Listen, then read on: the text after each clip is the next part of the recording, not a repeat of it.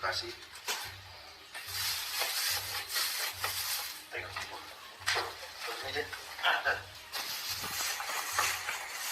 Ya lagi nih, ya mau pelibal dulu sambil kopi lagi. Nabi aja baca tadi sama sekali.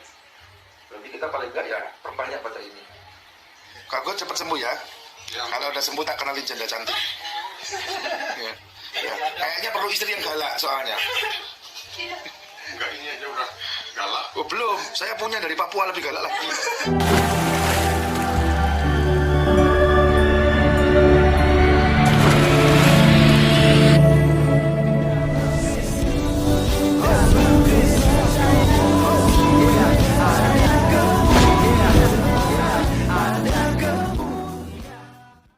Gue juga pernah nulis buku. Kalau ada orang yang naruh buku gue di bokong sambil menghina-hina, gue pasti tersinggung.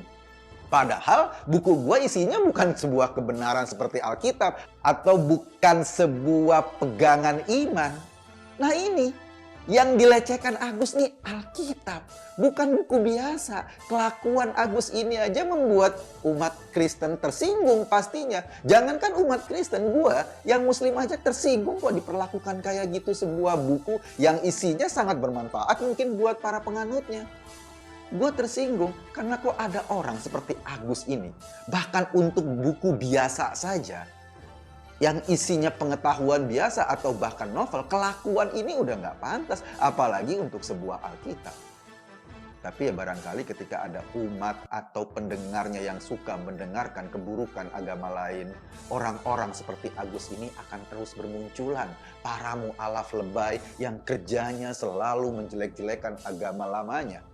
Dan itu tidak ada manfaatnya sama sekali bagi kehidupan kita. Apakah itu memberi manfaat umat Islam? Ya enggak. Enggak sama sekali. Kelakuan Agus sekali lagi justru mencoreng Islam sebagai agama akhlak. Sebab sesungguhnya para nabi kan diturunkan di bumi untuk memperbaiki perilaku manusia. Tapi bagi Agus, setelah ia masuk Islam, akhlaknya malah makin hancur. Masa ia mau dibilang sebagai pengikutnya Nabi? Ya nggak benar. Sesungguhnya dia cuma cari sensasi. Mungkin agar besok dapat undangan ceramah lagi. Gua nggak tahu. Tapi yang pasti kelakuan-kelakuan seperti ini sangat menghina kita sebagai umat beragama apapun agama kita. Karena apa? Ia juga merusak nilai kebersamaan, nilai persatuan. Ia menciptakan segregasi, menciptakan kemarahan. Dan menurut gua sudah selayaknya orang kayak gini ditanganin sama polisi. Ini penghinaan yang terang-terangan. Namanya Agustan. Dan di video itu, ia kayak melecehkan Alkitab, kitab sucinya umat Kristen. Maaf, kitab suci itu ditaruh di bokongnya. Agus kayak menantang di video itu. Jika benar ada kekuatan dari Alkitab ini, maka dalam sebulan dia akan menerima akibatnya. Dia menantang itu maksudnya ingin mengatakan bahwa Alkitab ini nggak punya kekuatan apa-apa. Tapi bukan itu sebetulnya yang dimaksud. Kelakuannya justru melecehkan kitab suci. Karena logika dia nggak apa-apa memperlakukan sebuah kitab suci dengan cara kampungan seperti itu. Agustan ini memang seorang mu'alaf. Video-videonya banyak beredar di YouTube Mu'alaf Center. Kabarnya dulu ia beragama Kristen. Tapi Agus tergolong mu'alaf yang lebay.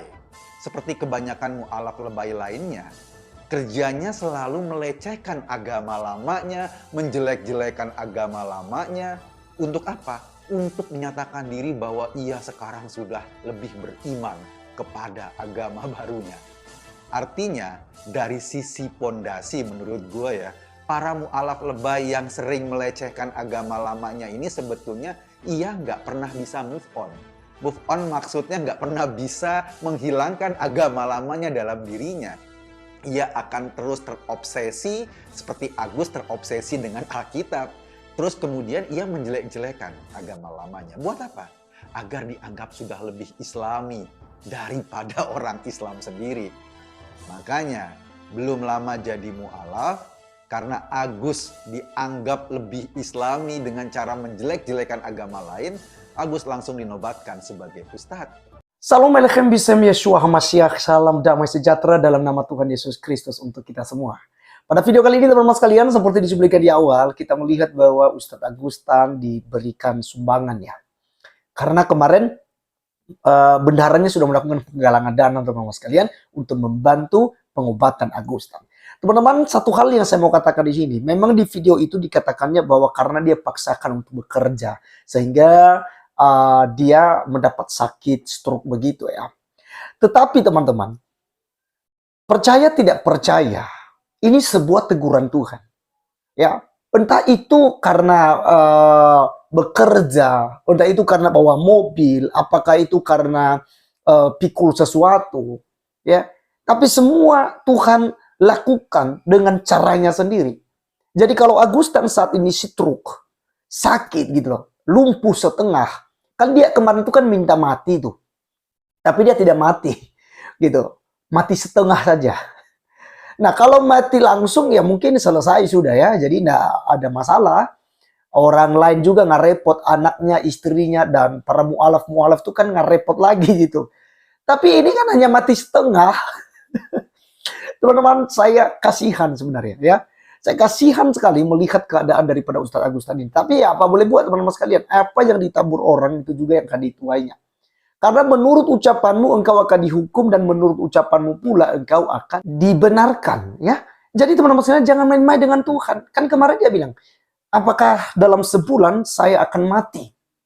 Kalau Alkitab ini saya taruh di pantat, lalu dikentutin.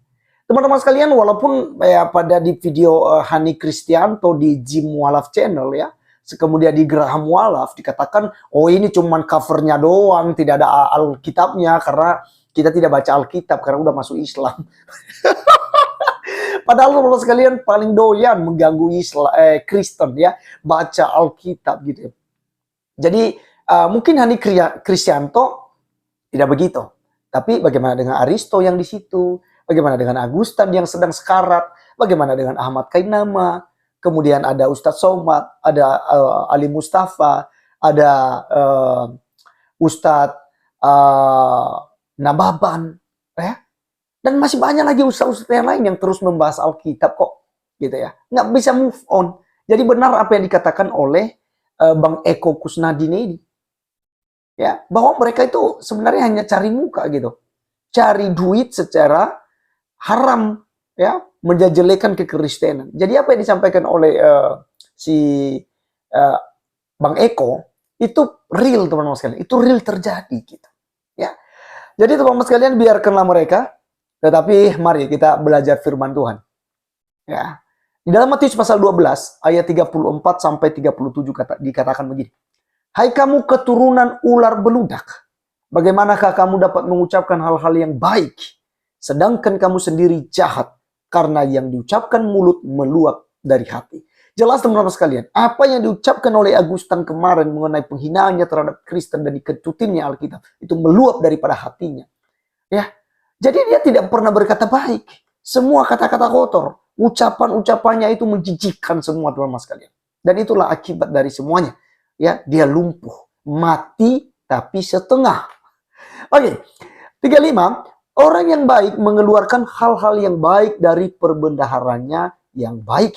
Dan orang yang jahat mengeluarkan hal-hal yang jahat dari perbendaharaannya yang jahat. Jadi di sini, kalau kita terus mengucapkan kata-kata kotor, maki-makian, caci-makian, hinaan kepada orang lain, itu artinya kita orang yang tidak baik. Orang jahat.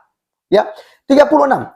Tetapi aku berkata kepadamu, setiap kata sia-sia yang diucapkan orang harus dipertanggungjawabkannya pada hari penghakiman.